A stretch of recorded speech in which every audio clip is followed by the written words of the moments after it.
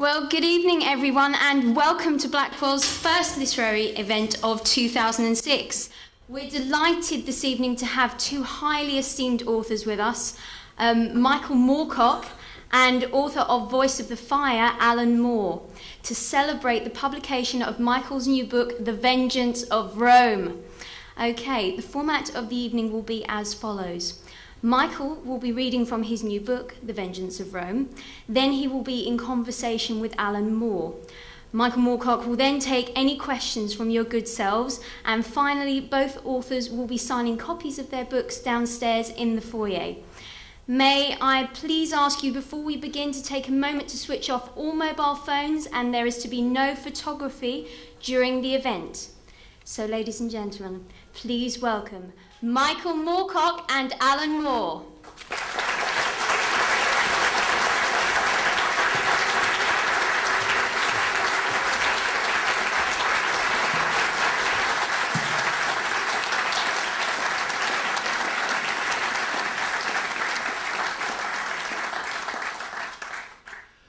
Cheers. I'm Michael Moorcock, by the way. Alan Moore. And I'm just going to read a very short, and I don't know if we've got any feedback or not, in which case I'll move slightly further away from that mic. A very short bit from the book, which is the chapter 1, which gives us sort of a slight flavour of it, and I couldn't find anything else which wouldn't go on for about 3 hours, so I'll just do this quickly and then we'll have a chat. I'm doing it in the voice of the character who is a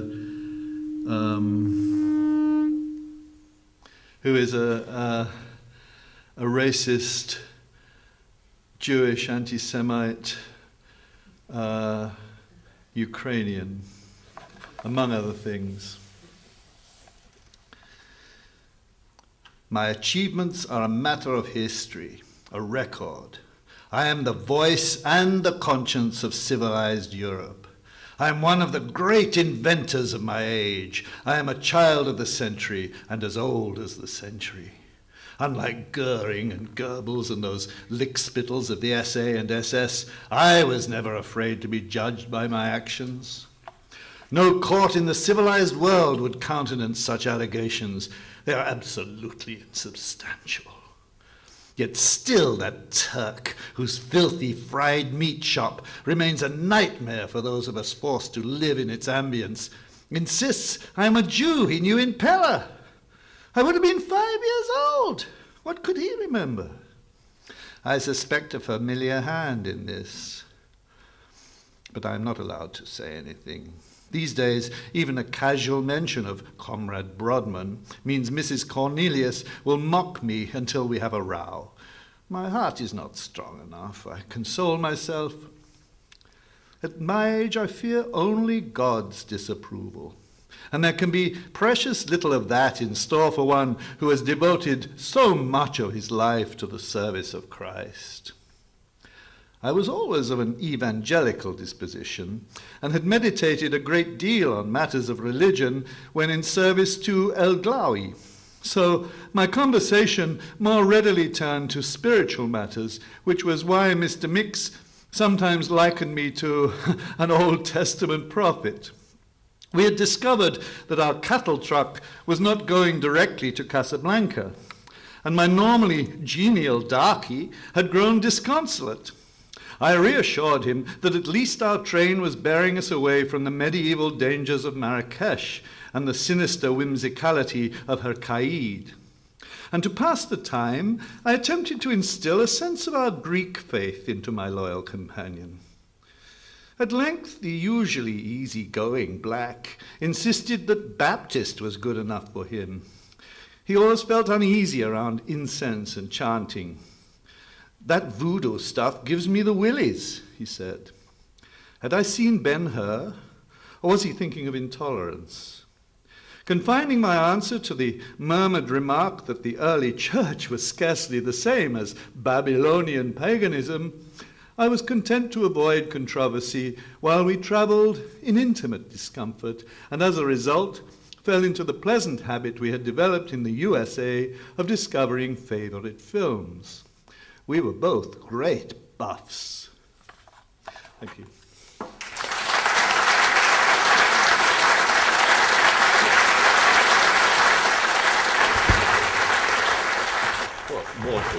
first just say what a pleasure it is to be here this evening, and on the occasion of one of your relatively rare visits back to the old country. You know, I mean, what I wanted to do, being shamefully underprepared for all this, is to kind of go back to the beginning with one of those kind of wavery special effects that you get on television. You know, so I mean, you were born in London sometime, according to the various fictionalised biographies that you've written about yourself, sometime during the last couple of centuries, and you were pretty much born into rubble. I mean, it was pretty much London after the Blitz, where everything had been reduced to dust, more or less. It wasn't just physical rubble, there was an ideological rubble, there was a kind of an aesthetic rubble, it was a kind of tabula rasa. And I just wonder that somewhere in that rubble you kind of seem to be drawn very much to pulp fantasy, pulp fiction. I mean, how important was that to you when you were growing up in that kind of landscape? It was very important. By the way, I should say what an honour it is to be here talking to you, Alan. I couldn't think of anybody better, etc. I'm really feeling very good about it. I read a lot. My dad ran off as soon as the war was over. My dad felt that he'd done enough at home, and he wasn't in the war.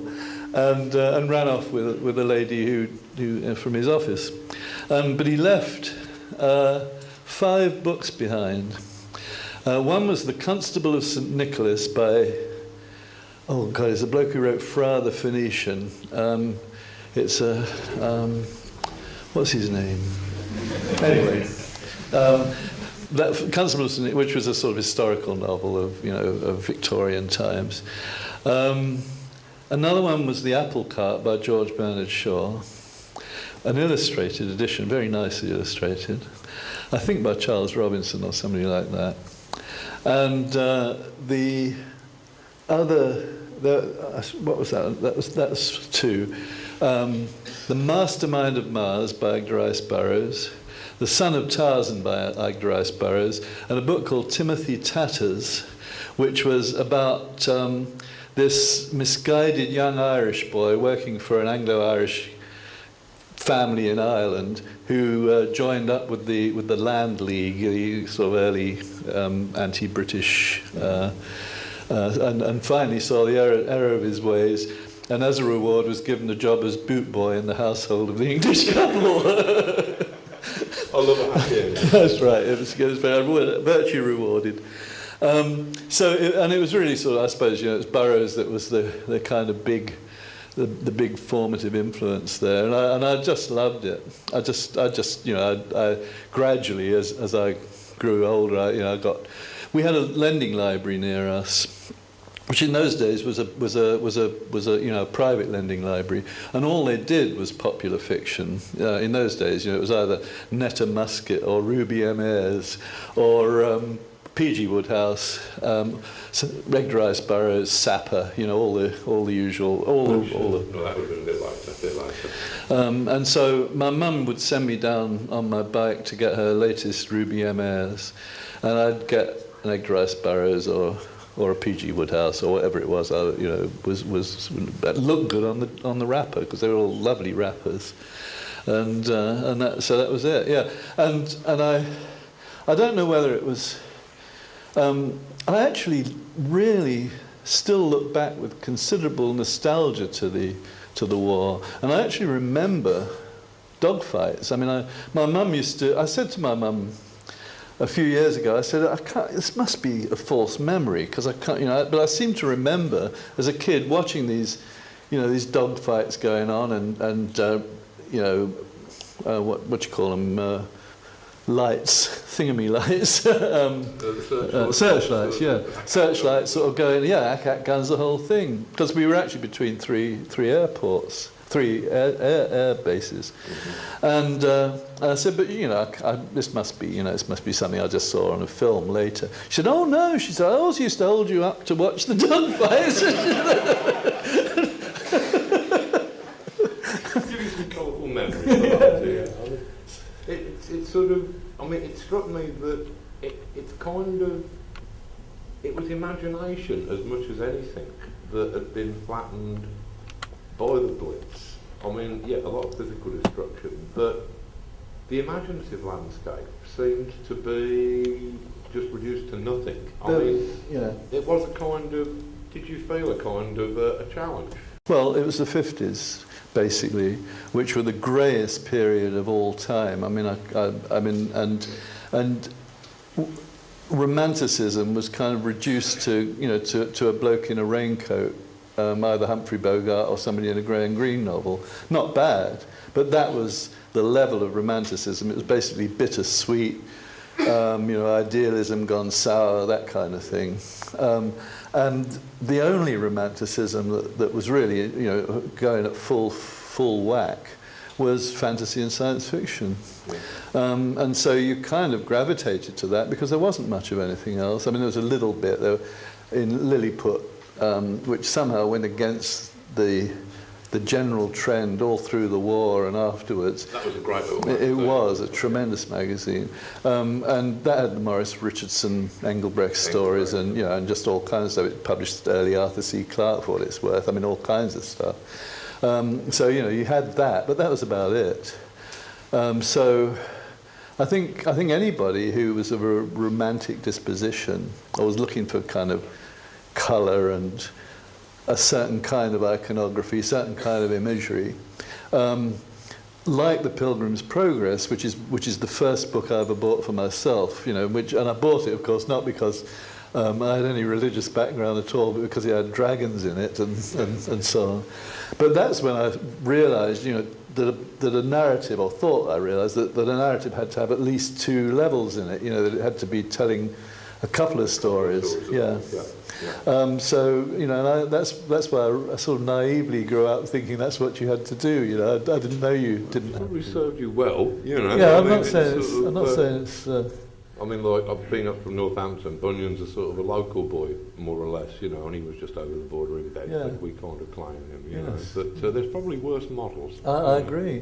Yeah. No. I mean, it strikes me. So the science fiction that was around in the 50s, where, I mean, they were still rationing until about 56, something like that. Yeah. I think I can remember the first time I saw a banana. It's but so you were you were growing up in that period, and I can remember what the fantasy was like in the 50s. And it was the only kind that there was. It was full of rockets and robots and ray guns, Chemlo, it was that kind of stuff.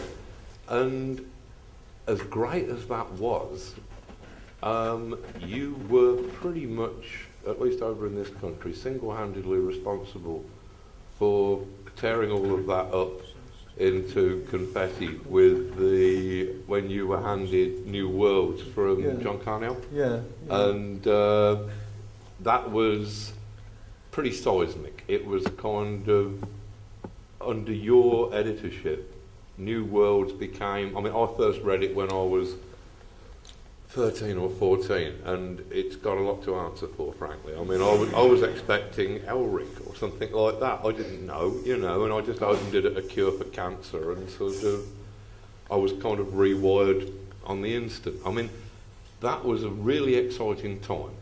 And, you were starting to kind of create Jerry Cornelius and develop him as a character, as a number of characters, actually, I mean, I just wonder, what made you feel that it was, did you feel that there was a specific need to kind of completely overhaul fiction, science fiction, fantasy, to make it something that was actually relevant to what was then the 1960s? Well, I think, again, it goes back to the war, and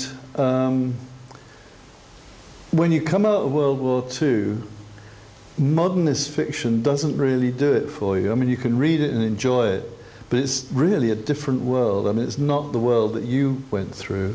I think it's the same with Ballard. I mean, if you're raised in a Japanese prison camp in Shanghai, you don't really find Virginia Woolf or Elizabeth Bowen exactly much to do with your experience. I mean, it's not that you dislike it or anything, but it's just another. It's much more of another world, a world away, than more apocalyptic stuff. And I think it's the same with Aldous, who was in Malaya as a young soldier and was very glad that the atom bomb went off, because otherwise he almost certainly wouldn't be with us at 80 years old today as he is. I mean, he expected to die because everybody knew that invading Japan was going to so, and the same with Ballard. That bomb actually was not something any of us were very troubled about. We saw it as actually, an escape, a way it saved our lives in many ways.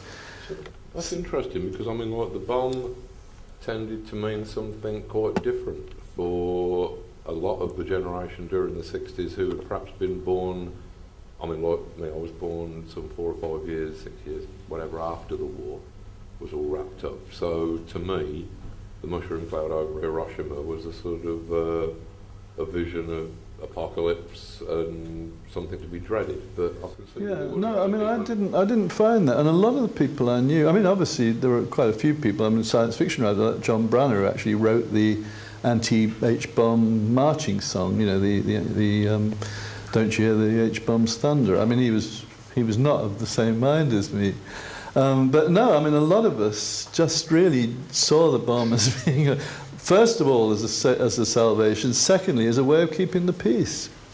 And I think in many ways, that's proven itself. I don't say it's always going to be like that, but for 50 years it was like that. I mean, was there a conscious decision when you were doing the New World stuff that, whereas previously, Hugo Gernsback's science fiction or whatever, it was previously defined as stories that were kind of predicated upon advances in science. And it seemed to me that with most of the New World authors, yourself, Ballard, John Sladdick, all the rest of them, Barrington Bailey, that it was kind of, if there was a science that it was looking at, it seemed to be largely psychology.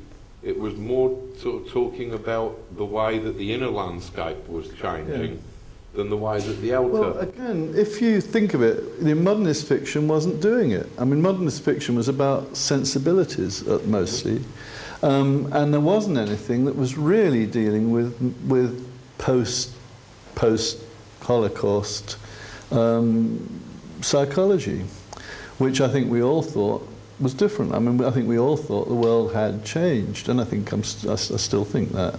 So basically, we weren't exactly reacting against Gernsbackian science fiction, because that was essentially, it didn't come into our ken really. It was, I mean, Astounding, I suppose, was the nearest to that. Things like Heinlein and Asimov and stuff like that. But it didn't interest us. I mean, I never read any of that stuff at all. I don't think Brian read a bit, but I don't think Jimmy Ballard ever read any of it. I never read any of it. Most of the writers that were writing for New Worlds had never read any of it. So we weren't reacting against techno science fiction. What we were doing was trying to find a vocabulary, a visual and a verbal vocabulary for experience, what we were actually experiencing, how we were feeling, what was going on, how we could confront the issues of the day. And I think, I mean, it wasn't just New Worlds doing this. If you think of it, Pohl and Kornbluth and Sheckley and Bester, Harness, Harlan Ellison, Phil Dick, and they were all appearing in Galaxy, because Galaxy was kind of, it was run by H.L. Gold, who was an agoraphobe, so he hated space. I mean, and you wouldn't find many space stories or if they did, quickly got the space bit over and whatever. And so that there was a sort of a similar sort of movement from, in a sense, the people who'd come out of World War II in America. But New Worlds was more of a literary.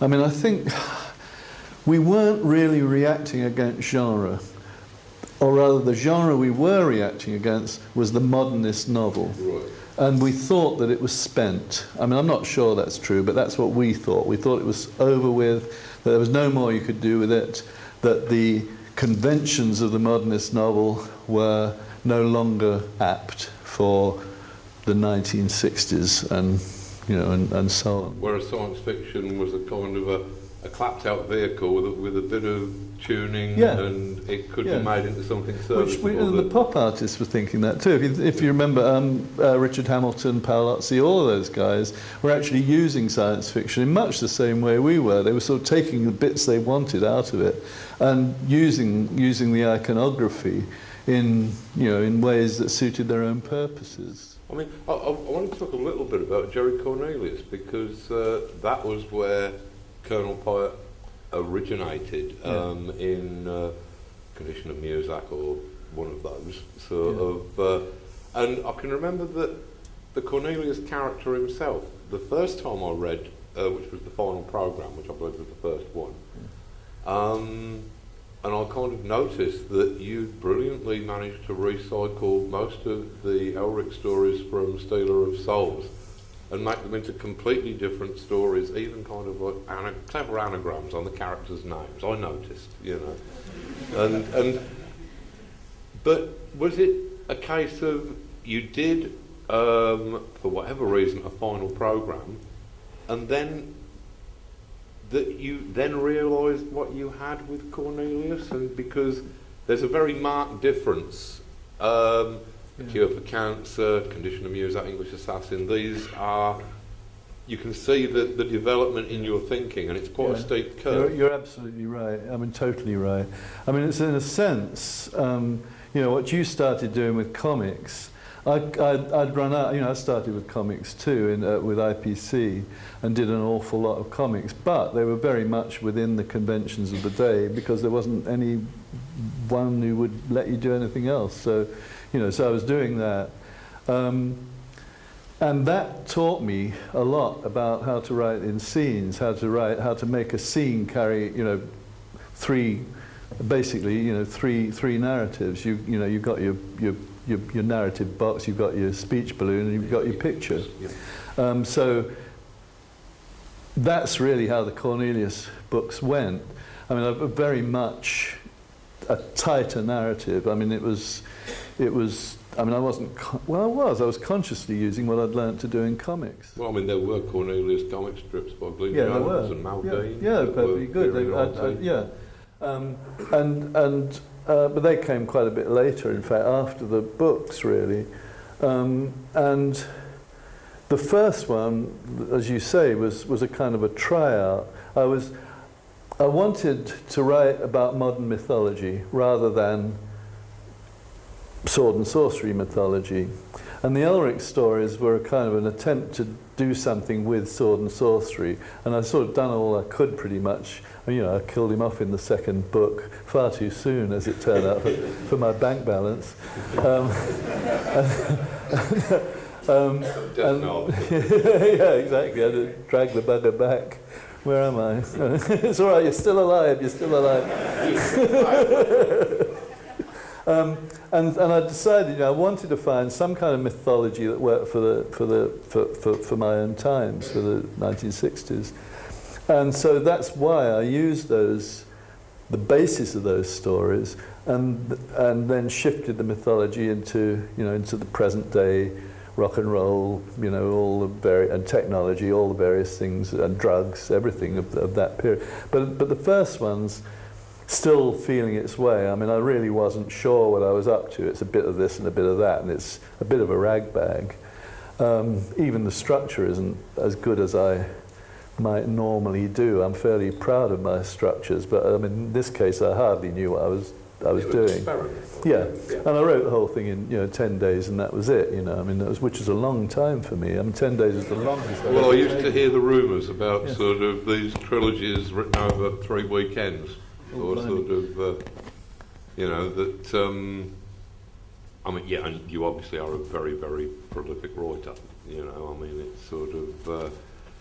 I mean, the thing with Jerry Cornelius, I can remember when characters that had been created as interesting background characters, that you started to sort of bring other characters to the fore. Mrs. Cornelius, who is one of your, I think Angela Carter said that was your greatest creation.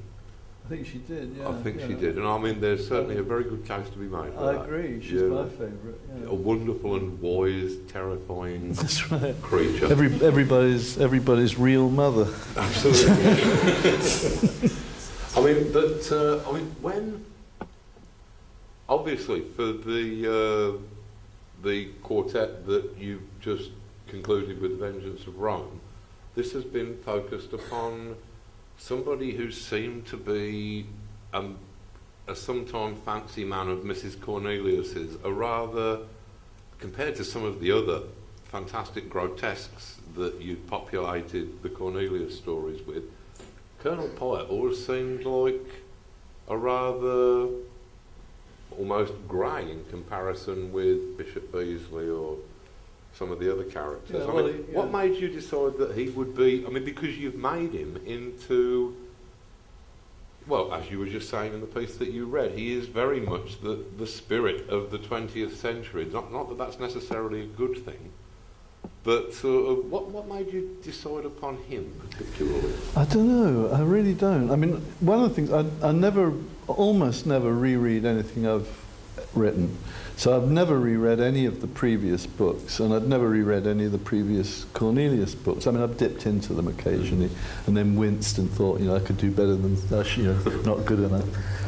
But the characters always stay with me, which is, I think, why I can always write, I mean, I've always been able to write sequels to the Elric stories or the Hawkmoon stories, any of those fantasy stories, just because the characters are with me, not because I can remember every incident that happened.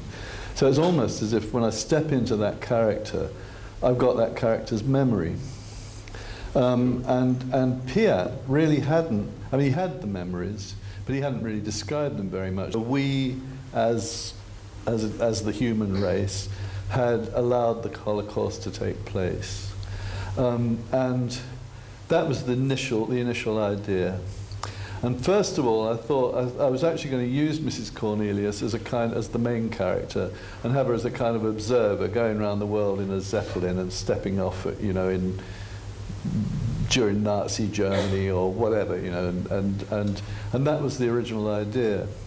I was then on a boat, a Russian boat, in which I experienced quite a lot of quite awful anti-Semitism in the conversation amongst the Germans and the Russians on board, which was just chilling.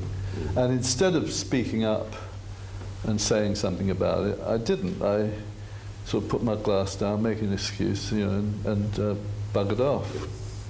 And I realised how easy it was not to object. And how easy it was to essentially just let it go. Compliance, So at that point, I wanted a character who was compliant, and there's not much more compliant than him. With that, there's obviously, sort of the Holocaust is something that genuinely concerns you upon a number of levels. It's sort of the choice of Pyatt, who ends up in Auschwitz, who ends up as Hitler's gay lover at sort of one point. I mean, he is was this because you thought it was important to actually point out that fascism is very sexy? Was it sort of, because that does need saying, because if it wasn't sexy, then if people didn't like the boots and like the attitude, then they wouldn't keep having these marches and so on. Exactly, yeah. No, I mean, that's true of almost anything. There's always that element, and I think that's absolutely true. And it's a kind of fetishistic sexuality. So that's why the sexuality in that part of the book between Hitler and Pyatt is fetishistic. Also, I wanted to have revenge taken on Hitler in this piece, because he's the masochistic end of the relationship, which he was by all accounts a masochist, and so I wanted to have a Jewish character basically trash Hitler. But at the end, if you remember, at the end of all that whole sequence, Hitler's eyes are still looking out, and they're triumphant. He's still winning. It still hasn't worked, because in fact, by doing what Hitler has done or will be doing to the Jews, is no better than what than being Hitler. And it's also something that I've always been told is that the masochist is actually always in control. Yeah, I think that's probably largely true. I mean, so what do you think? Do you have any thoughts about the current state of literature? I mean, it seems to me that there was this incredible burst of energy in the 60s, which has become, it's very unfashionable, or it comes in and out of fashion in the 60s, I suppose. But there was such an agenda then, even if it was, in fact, 60 agendas that just looked like one.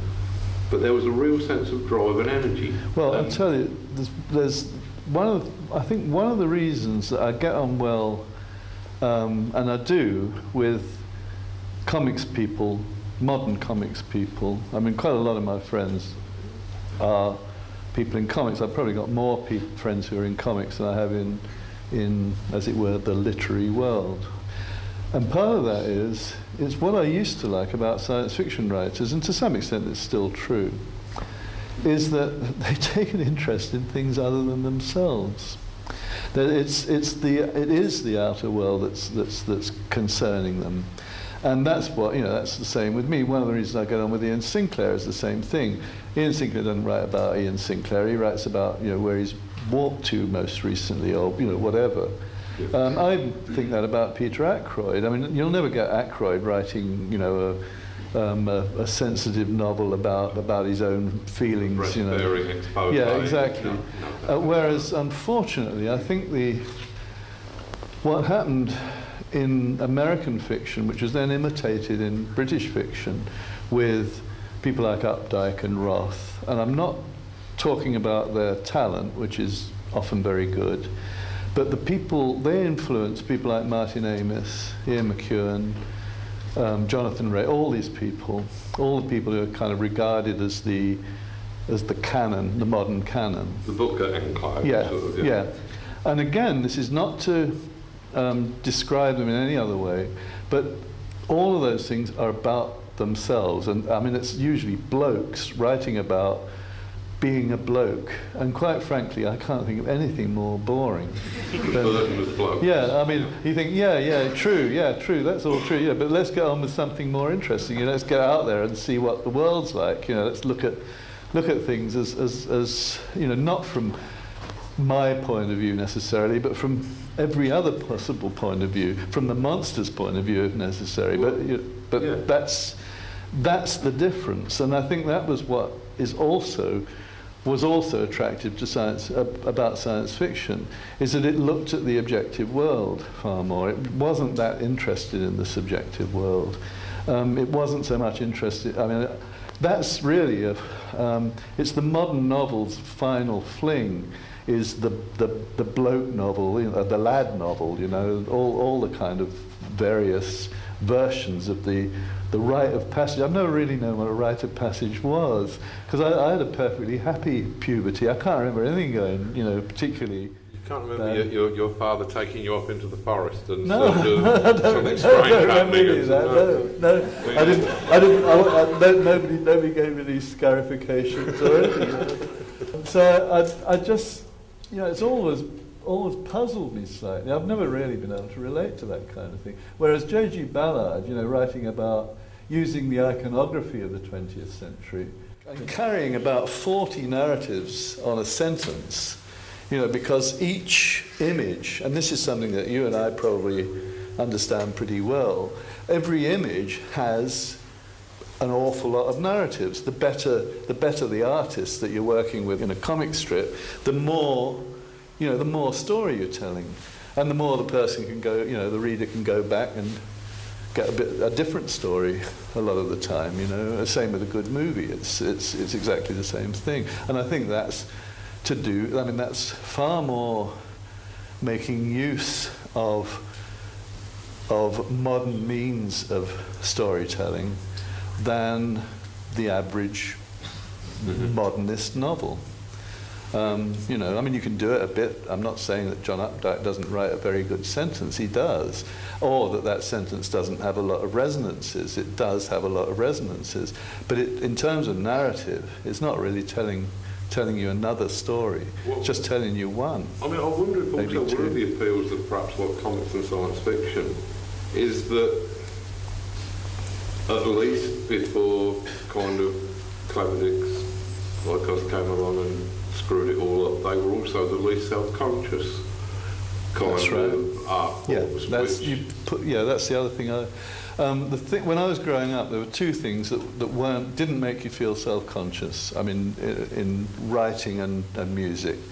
One was science fiction, if you like, and all of that involved, and comics involved too.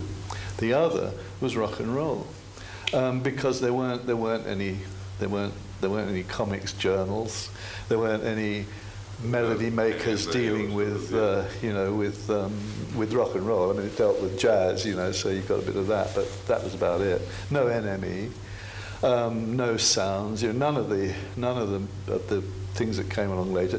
No science fiction studies, New York Review of Science Fiction, all of this stuff that's come up since. They were despised art forms, absolutely, and all perfectly free. They got no mention anywhere. You wouldn't get Sunday Times mentioning any of those things at all. They just wouldn't be there. It'd be Cyril Connolly's latest or whatever it was, maybe a good thriller, and that was it.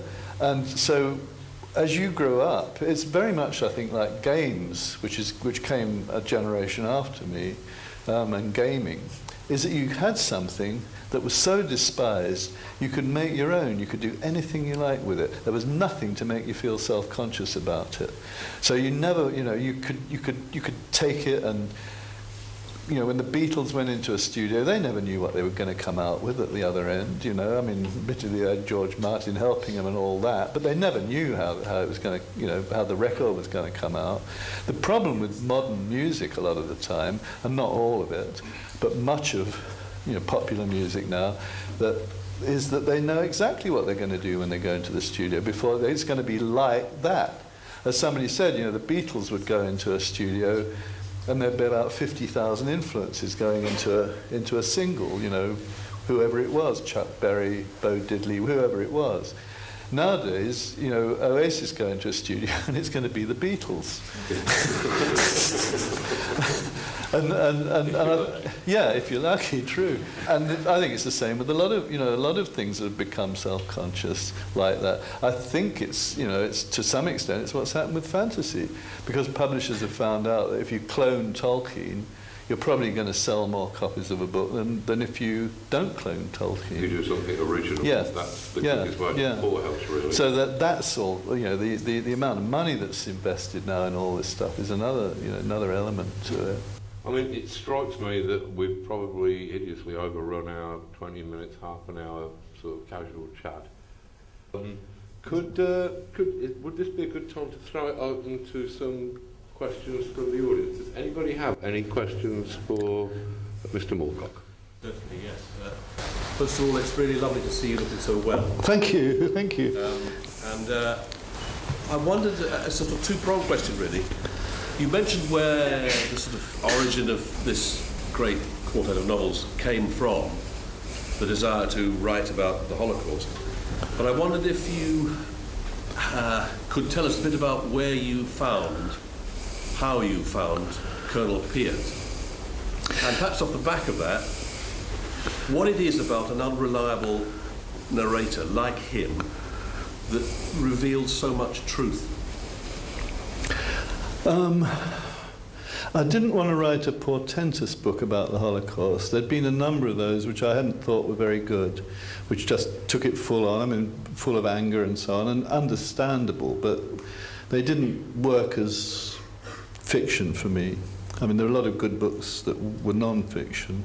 So that was the first thing, was to find a way of making it work in fiction so that it didn't have that kind of portentous tone to it, and just the standard kind of thing where, a family in Germany is going along fine, and then bit by bit they're picked off and the Nazis rise up, the usual kind of stuff. Which, I mean, there've been some perfectly good books like that. I'm not knocking them all, but it didn't seem to be enough to deal with how, all the elements that I thought had helped create the Holocaust had come into play. So the only way I could think of doing it was to have an unreliable narrator, so that he could be, as it were, representing the Nazis as well as representing the victim, which is probably why he works as a character, because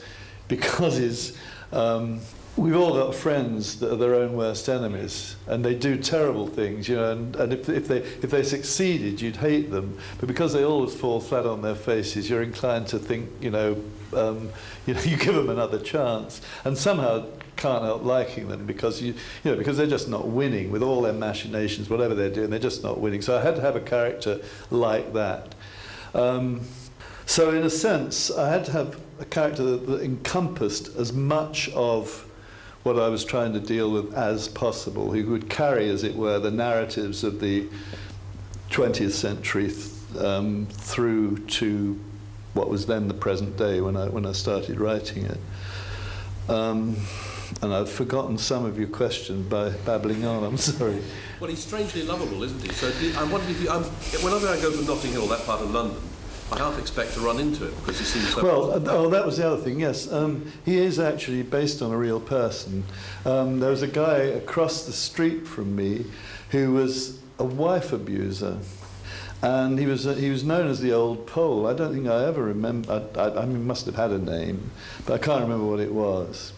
And he was married to this rather wretched lady who, I mean, it's these, how these things work. I mean, there's always a kind of a terrible, duality going on in all of that. But anyway, my first wife and I would try to get her out of this abusive household where she was being knocked about.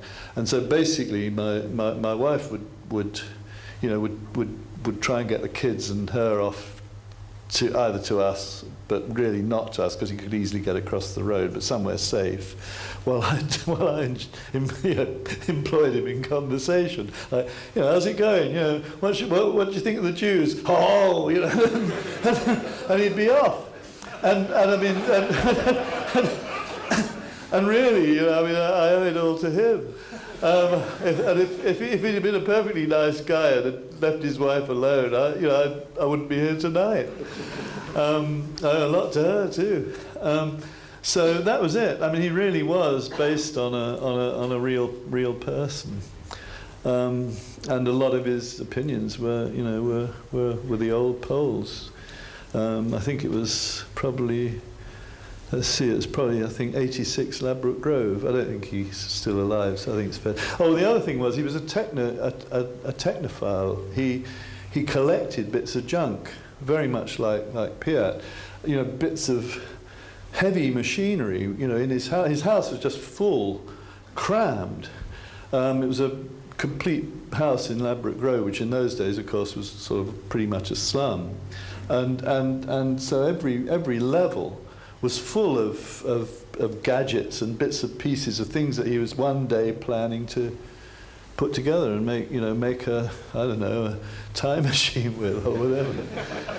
So he was delivered on a plate really, or at least on an old V8 engine. Any other questions? I was fascinated by what you were saying earlier about the idea that in the wake of the Second World War there was kind of a gap in romantic sort of landscape.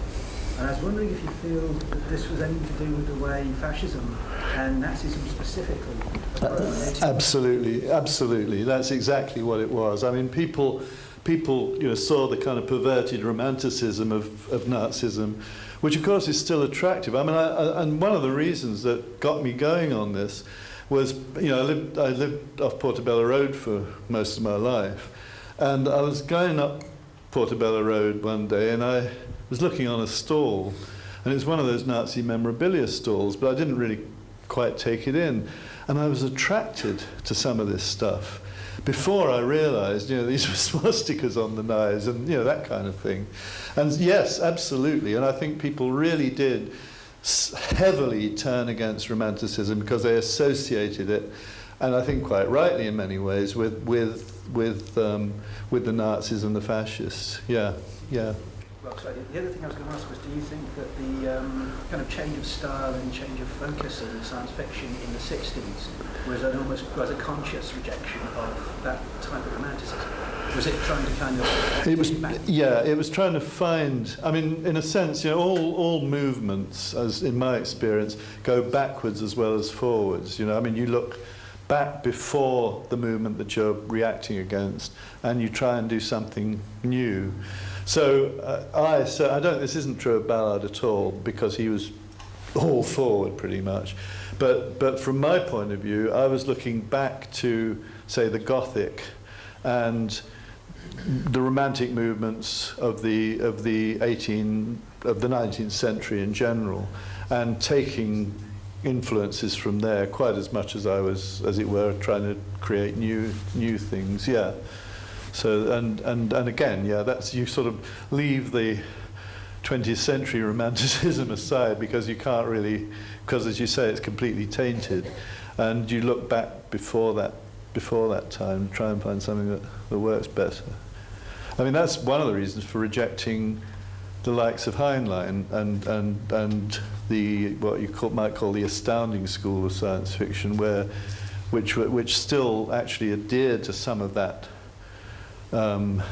sense that if you got the right formula, you could have the right society, which is part of the other thing with fascism and communism and Nazism. So so you're rejecting all of that for that same reason. Any other Thanks. Hiya, I wanted to know where you get your inspiration for such great fictional characters like Elric and Von Beck. Well, again, largely from 19th century Romantic fiction, Gothic fiction, I would say. I mean, if I get any inspiration at all, that's where I'm getting it from. Well, so if I get, if I am at all inspired, that's where I'm getting it from. Again, it's a mistake. I mean, this is exactly what Alan's done as well. I mean, if you don't mind me imposing this. It's a mistake to jump from what immediately interests you, the sort of the current stuff that interests you, and then start trying to do something like that. What people who tend to be innovators do, they tend to go back to the origins, to the roots of whatever it is that they're curious about, and they look for how these things came about in the first place. And so you're going back to first sources. You're constantly trying, and I mean, I still do this consciously. I go back to, say, 17th century fiction if I'm trying to write something about the future, because it's the well springs. It's the actual real stuff. It's where it all came from. But it's no good. I mean, I think probably most of us in here would agree that it's sort of like the Xeroxes of Tolkien books are pretty dreadful. And if you do like Tolkien, it's probably better to go back to where Tolkien came from than just sort of start there and keep going. And it's probably it's why genre decays so easily. And it's people like me and Alan who are sort of digging in the as it were, in the backyard of the genre to see what's underneath, that tend to bring something new to it. or something old that everybody's forgotten about. Which is Any other? Over there. Just like to ask, obviously the Holocaust is an extremely difficult subject to write about, and even to study. And I know that some Jewish commentators in the United States have actually been very resistant to any attempts to kind of understand the Holocaust, because they feel that's kind of halfway to justifying it. I'm just wondering how you dealt with the ethical issues surrounding writing about. Well, really, by having such an appalling character, I think that's a lot of it. I have never, as far as I know, ever had a bad review in the Jewish press, and Jewish audiences have always known what I'm on about. I mean, that's just me. That's just my experience. So whatever I've done, except for, I think, one deaf old lady in Leeds, who after the book before this, after I'd read from it, and Freddie Earle had played Piet so that we could show that, this wasn't deliberate, I wasn't promoting these ideas. And this deaf old lady, Jewish lady in the front, got up and said, "What have you got against the Jews, Mr. Moorcock?" And she'd only turned up because she thought Jerusalem Commands was a travel book, and that's really the only. I'm part Jewish myself, and there is a tendency to tell Jewish jokes amongst Jewish people. I mean, that's what happens, and I'm not saying that's complete justification for everything. It's certainly not, but I think Primo Levi tells the story about how in Auschwitz they were telling jokes about the kind of smoke that's coming out of the chimneys. They're saying, that's Jewish. No, it's not. That's Christian scientists going up there. And if you can tell jokes, Jews can tell jokes in Auschwitz. They can tell jokes anywhere. So it's a kind of, in a sense, it's an extended Jewish joke. But and I know people in the States have, as you say, have started to make it, suggest that it's some kind of resistance to Holocaust history, to try to go into the origins. But I mean, to me, that's just part of a nonsensical drift that's part of America, modern America. It's like black people not wanting to discuss certain issues either. I mean, nowadays people do in America. It's finally, people have finally started to discuss sort of, things that were not possible to discuss a few years ago, not very easily. The NAACP sort of actually discusses issues that are relevant. And I suspect this won't last. I mean, it's difficult because there is an upsurge of anti-Semitism, and that's one of the things that I was very conscious of as I wrote this last book, and partly why it took so long, because when I started it, anti-Semitism appeared to be a dead issue or a dying issue, and then gradually, as I wrote on, it made this horrible resurgence. Partly through the actions of Israel, where Palestine's concerned, which is another issue, and again, where if you kind of talk about this in certain circles, I mean, I was trapped in a taxi by a bloke when I said I thought the bombing of Libya was wrong, when Thatcher bombed Libya. The guy wouldn't let me out of the bloody taxi in New York in about 100 degrees of heat until I agreed with him, which I finally did because I was dying. that it was actually a good thing to have bombed Libya. Yeah, sure, mate, just let me out of the taxi. And I know how these issues are. The weird thing is, I was brought up with refugees, mostly Jewish refugees from Germany, Austria, and Eastern Europe. And they're not as... It's the people who, in a sense, I wonder if it's some form of Holocaust guilt, which I certainly feel. I mean, I understand Holocaust guilt, I have it.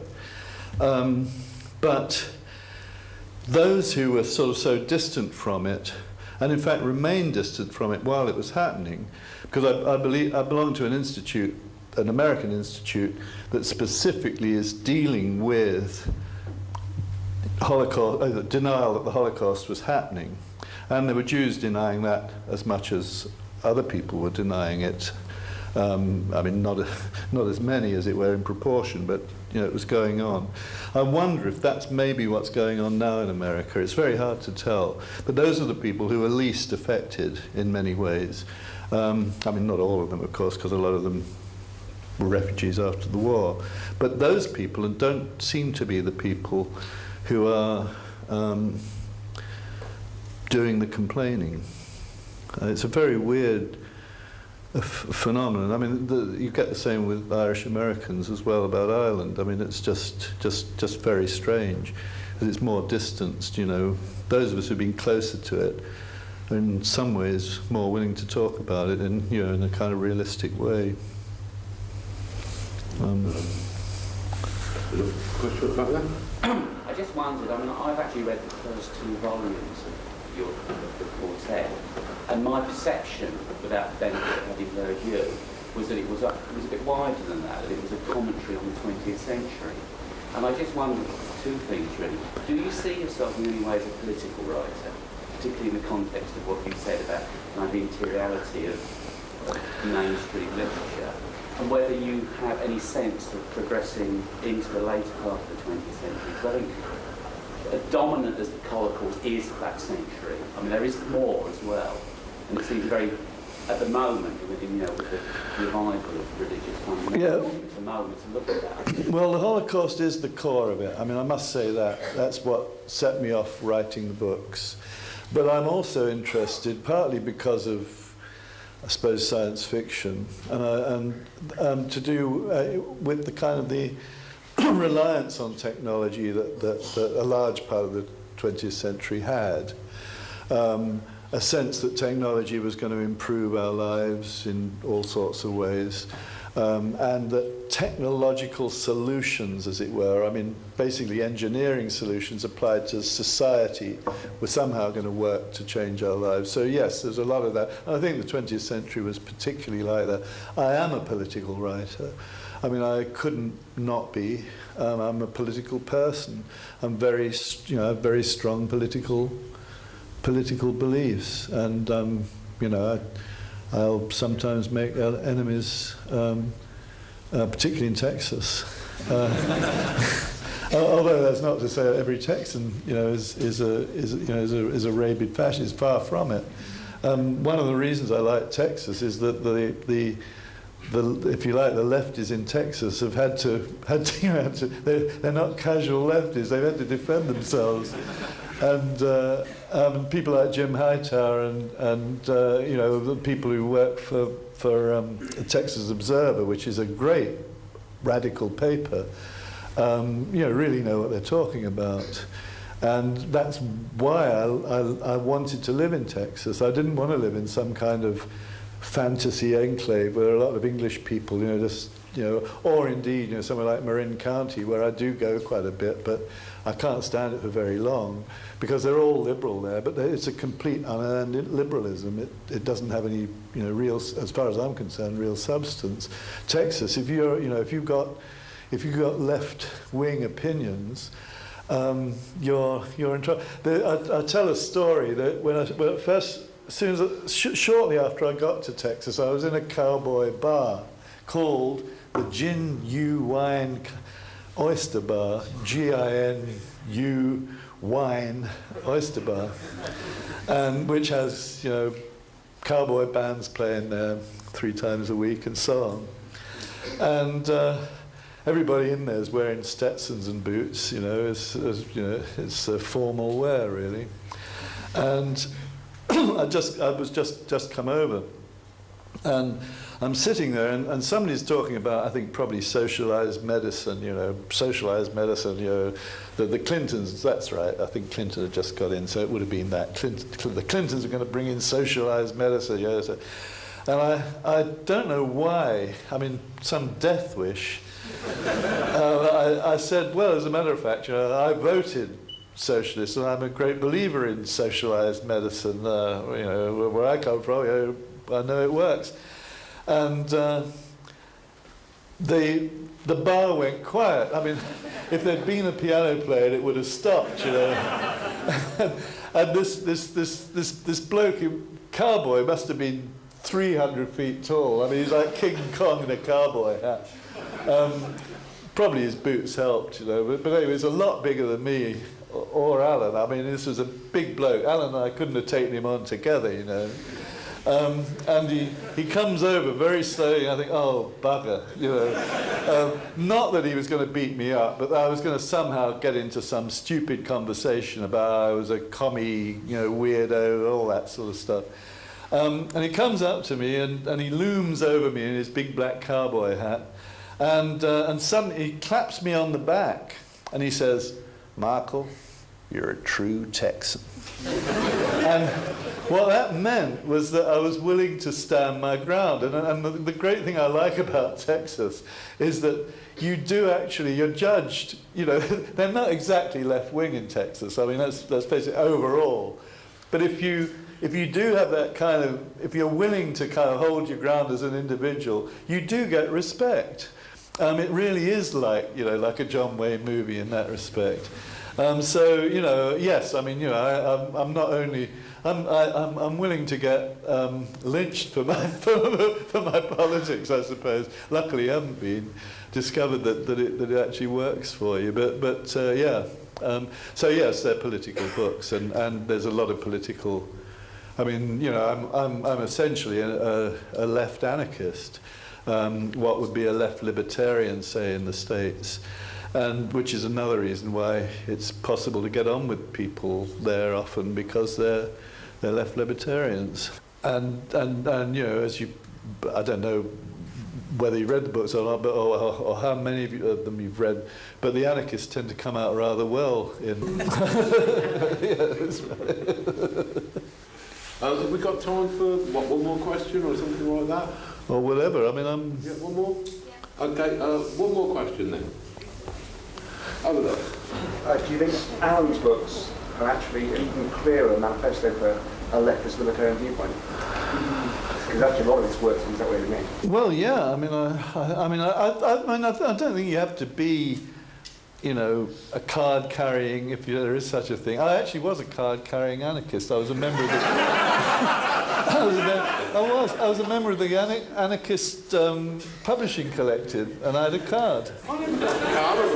Didn't you? It says, you know, neither master nor slave on it, and it's people breaking their chains. It's a lovely card. Yeah, and I mean, as a, if you like, as an anarchist, I do believe. I mean, I want to say this actually, because I only thought of it the other day, so it seems good to me.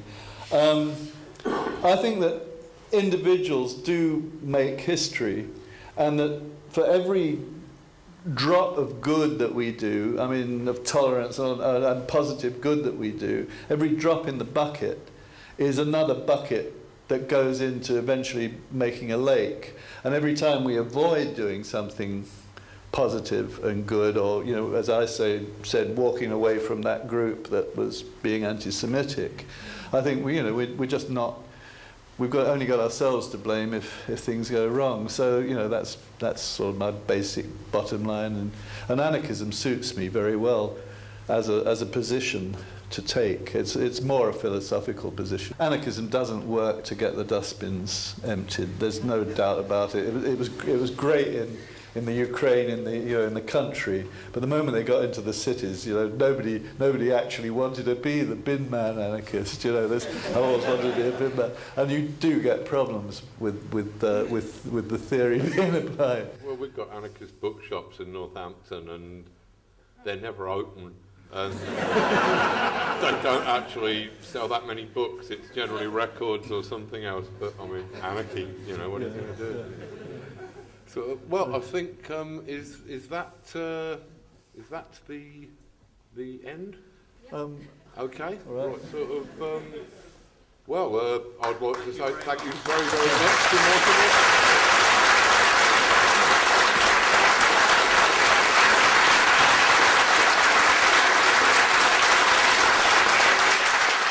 So, ladies and gentlemen, thank you very much for coming, and have a good evening.